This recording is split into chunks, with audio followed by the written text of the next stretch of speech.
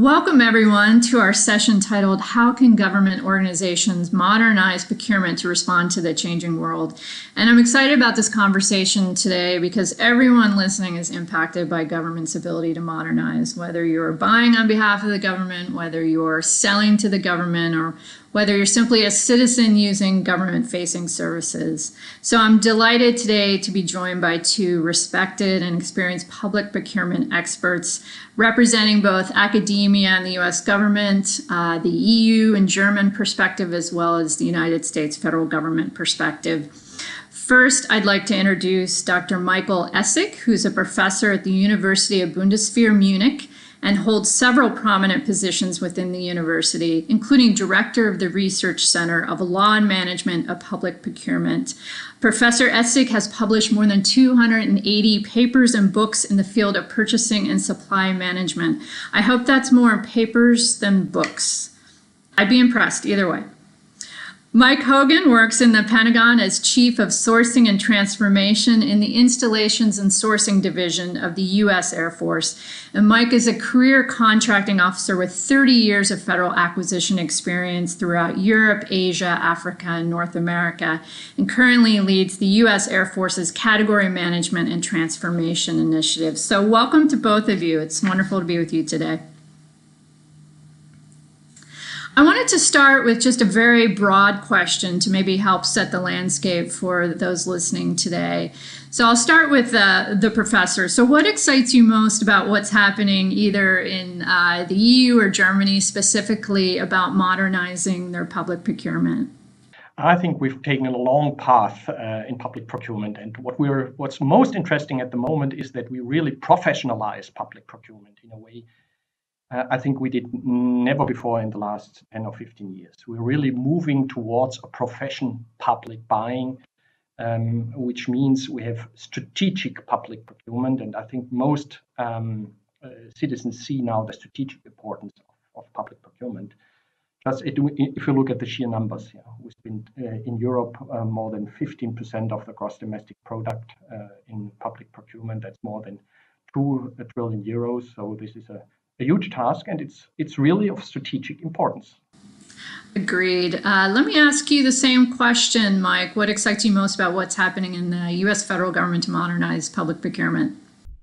Absolutely. So when I started procurement 30-some years ago, it was very much an administrative kind of process-driven thing that people went through to get the items, goods, and services that they needed. When we look now, when we think about the budgetary pressure, kind of the great nation competition, some of the organizational changes happening within the DoD, the stand-up of the U.S. Space Force, as well as the technical innovations and kind of, science fiction things such as machine learning, hypersonics, artificial intelligence, acquisition is now playing a key role in all of that. And what's better is our customers, our requiring activities see that, and they now seek us out. So we're turning from a very administrative, keep me out of jail type of mentality to, being sought after to solve real mission and real national interest problems. And so we're in the heart of that. So it's super exciting to be a part of a huge solution.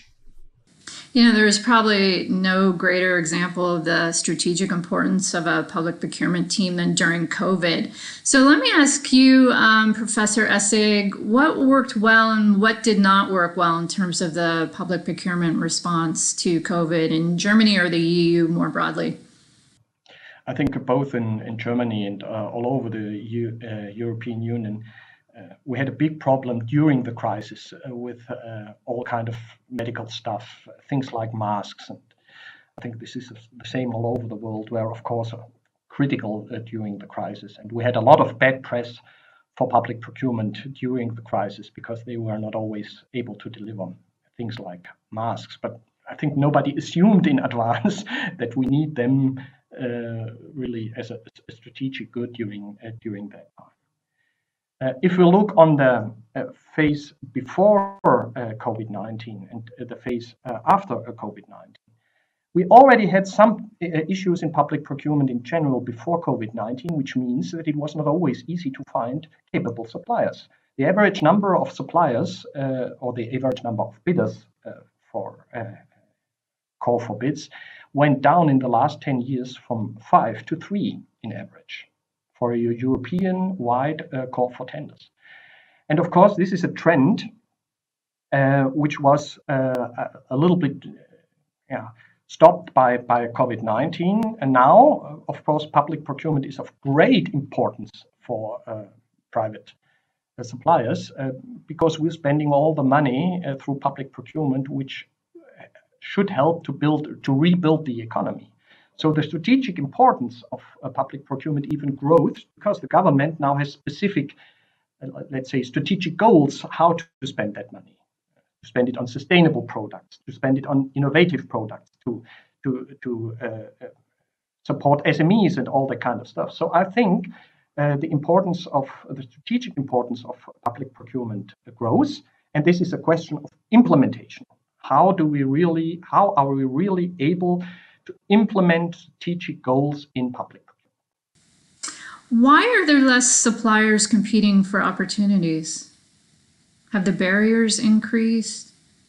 For suppliers, it was easier to get a contract from other customers than the public sector, because if you deal with the public sector, you normally get a huge amount of pieces of paper you have to sign, and you have to make a huge bid and all that kind of stuff. So before the crisis, we really had problems in finding good suppliers for the public sector. And I think that changed.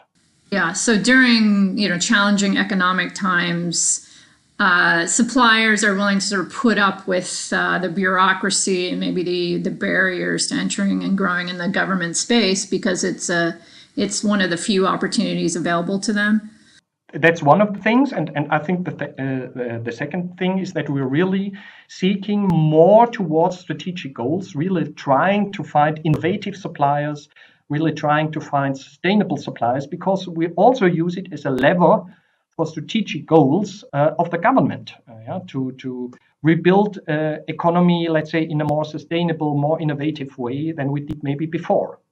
I think some of the challenges are particularly acute, small and medium-sized businesses. And Mike, I know in the U.S. federal government, there's a mandate to ensure a certain percentage of your procurement spending is directed to small businesses. But I know at the U.S. Air Force in particular, you have a focus on purchasing from local businesses. So talk to me a little bit about some of the challenges that they're selling to the Air Force and how you're overcoming some of those challenges. Yeah, thank you. And I think this is a really exciting program. So if you think about what in a small business's shoes, what has happened to them over the past couple of decades, as a society, we moved more towards buying through e-commerce. So if I have a brick and mortar store, on the high street, that starts getting less foot traffic, and that then means less sales. As Michael kind of alluded to, the government can be very complex and difficult to build with, to buy from and to do business with. So we've seen, kind of the economic pressures on small business. When you add COVID on top of that, it becomes incredibly difficult. And so the Air Force, we realized this, fortunately, before COVID. We saw our vendor base go from, small businesses from roughly about 10,000 discrete vendors to right around 8,000.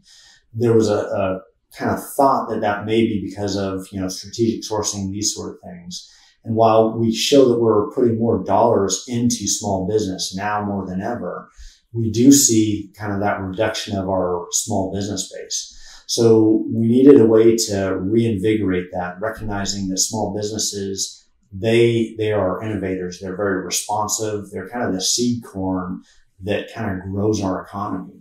So we launched what's called First Look. And so teaming with Amazon and others, we were able to kind of reverse those negative trends of e-commerce where e-commerce is very fast. It's good to get competition. It's easy and handy, but it doesn't comply with the public policy perspective of small businesses. Now we've infused those two together. So we saw the benefits of the e-commerce. And now we're finding small businesses that we've never dealt with on our doorstep and repairing some of that connective business tissue between us and our communities that we live in. So we've seen, 10,000 vendors that we haven't done business with before. We now know who they are, and we can start educating them and moving them through the continuum of, the micro small purchases that we do on credit cards, who are more complex, reinvigorating that supply base that's defending our nation and helping our economy overall. That's a great example of electronic marketplaces breaking down the barriers for those small, local, diverse businesses. Professor Essig, what is happening in Germany in terms of its acceptance of electronic marketplaces? You partnered with Amazon Business on a study to sort of dig into this issue. What did you find? First of all, we have to know that we have in Europe a broad base of different public buyers, from the smallest institution to the biggest. We assume, we don't even know, we assume we have round about 30,000 public buying institutions in Germany alone. We don't really know the exact number. That's, first of all, an issue for itself, that we don't have that data available. That's a pity. But we had, as you said, we did a small study. We had a closer look on different public buying institutions, on the federal, on the state, and on the local level, concerning the usage of electronic marketplaces. First of all, we found that more than half of them already uses electronic marketplaces. Yeah, that's for me already an interesting issue, because that's relatively a higher number than I expected in advance. On the other hand, when we had a closer look on the regulation, we found that regulation does not even include in any place the word electronic marketplace. So there is no specific regulation on electronic marketplaces.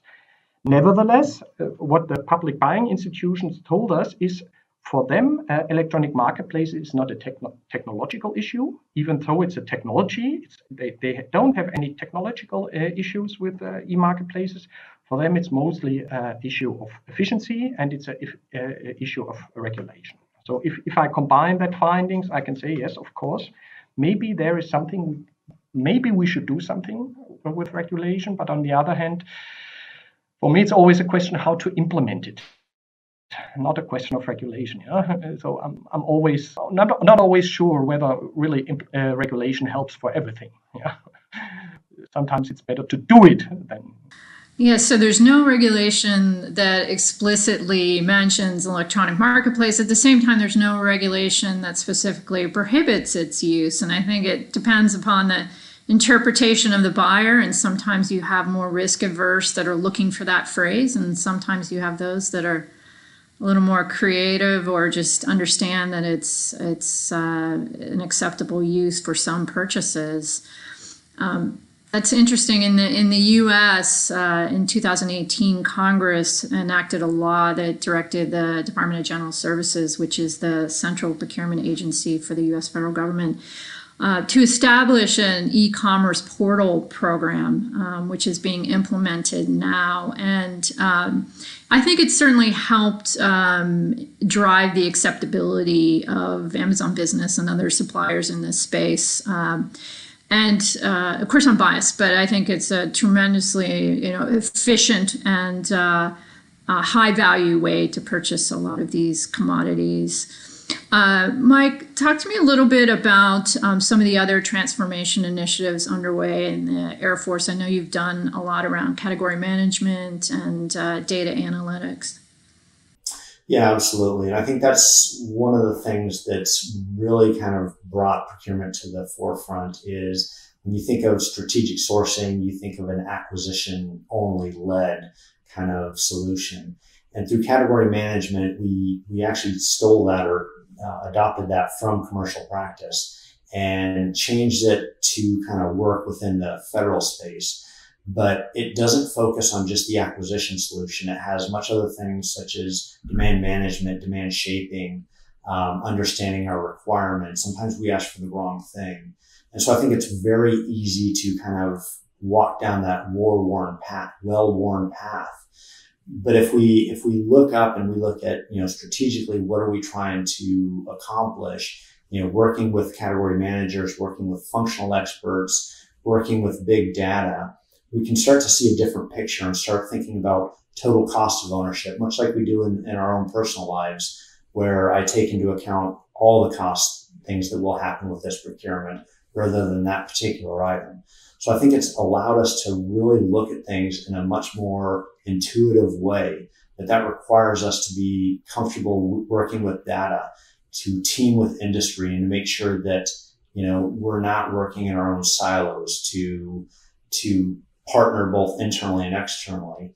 And we've seen time and time again where when we start having some of these sort of conversations and we work with internal customers as well as external customers, we found sometimes we solve problems that we didn't realize we had, or we build capability through relationships or platforms that, come just in time. So as COVID rolled out, we had a robust supply chain that we could utilize. We had teaming arrangements, and we had data to support decisions. So we could have data-driven decisions to kind of get us there to secure our supply chains and, a myriad of other sort of things. So I think, being collaborative, being in a teamwork environment is critical today.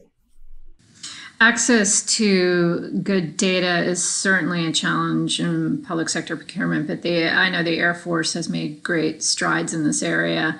Let me close by just asking each one of you a question about what one of the most critical success factors is, in your opinion, to modernizing public sector procurement. And let me begin with the professor. I see two major issues. And the first major issue is, of course, everything which has to do with digitalization in a wider sense. It's the digitalization of the process, but it's also the digitalization of the products we're buying in the future.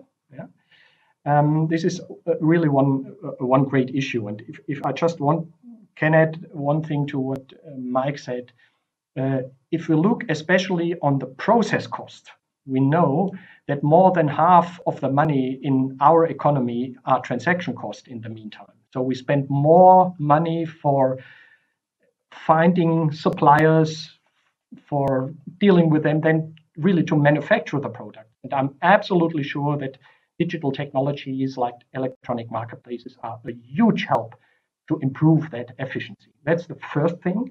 And the second thing is really the professionalization of the workforce. We have to move from administrative, that's what Mike already said, from administrative jobs to really strategic sourcing professionals. I think this is one of the major tasks we have to fulfill, especially in public procurement in Europe, because so far there is no, let's say, profession like a strategic public buyer. And we have to define that. And then it's a question of implementation. And then we have just to do it. I agree 100% with that. Mike, what are your thoughts on a critical success factor for modernization? Yeah, absolutely. So I think, similar to what the professor said, is we need to have the courage to be able to do things differently. We got to where we're at now by doing what we already did. But we know some of the strategic imperatives that we're facing. We need to change. We need to modernize. We need to become more efficient and effective. And that requires us to think differently. So that requires use of data. That requires looking at regulations. And rather than assuming I can't do this because it doesn't tell me that, looking at it and saying, why can't I do it this way? And it's oftentimes we limit ourselves. And then taking that mindset to our customers, teaming with them, internal and external, to build capacity, to build capability. When we're not afraid to team with people, and we can develop relationships and do it all legally and ethically and transparently, because we're using procurement funds, public procurement funds, we can still do that and build capacity and make our acquisitions better and engineer improvements into our processes, into our data, into how we do business to become more efficient. Because at the end of the day, procurement is what drives our customers to do their mission and be able to do what they're trying to achieve. I think the need to break down silos is something that resonates with commercial organizations as well. I want to thank both of my panelists for joining me today. It's been an absolute pleasure. Up next, we have a short networking break, and then don't miss the second set of breakouts. Highlights include Peter Sowry from Centrica discussing building digital-first procurement organizations, Tom Poole from Amazon Business, who will be talking about next steps after implementing Amazon Business, and Kayush Modesia with Tom Fuchs to give insight into how they're adding efficiency to the process to drive high-value outcomes. We hope you can join us, and thank you again to our panelists.